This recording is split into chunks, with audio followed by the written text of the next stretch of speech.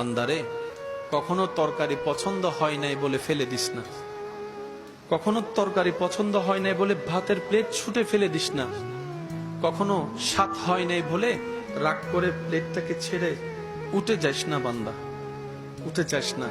কারণ তুই দেখছিস সেটা ভাত, কিন্তু একটু অন্তরের চোখ দিয়ে দেখ, প্রত্যেকটা ভাতেই তো আমি আল্লাহর রহমত জড়িত। সুবহানাল্লাহ। সেজন্য অপচয়কারীকে শয়তানের ভাই কেন বলে?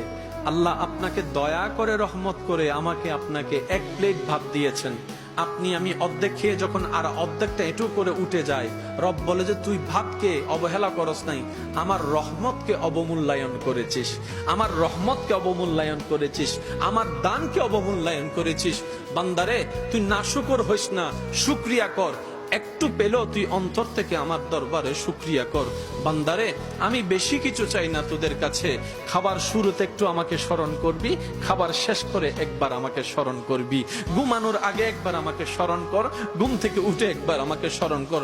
বান্দারে, তুই শুধু তোর জীবনের ব্যস্ততার ভিতরে আমি রবকে স্মরণ করার জন্য বাহানা খুঁজতে থাক, কৌশল করতে থাক, যেমনি পারস আমি রবকে একটু স্মরণ কর। বান্দারে, তুই কোন রকম ব্যস্ত জীবনে আমাকে স্মরণ করতে করতে একবার তুই কবরে আয়। তুই বান্দা দুনিয়াতে আমাকে স্মরণ রাখবি, আমি রহমান তোকে কবরে হাসরে স্মরণ রাখবো। সুবহান।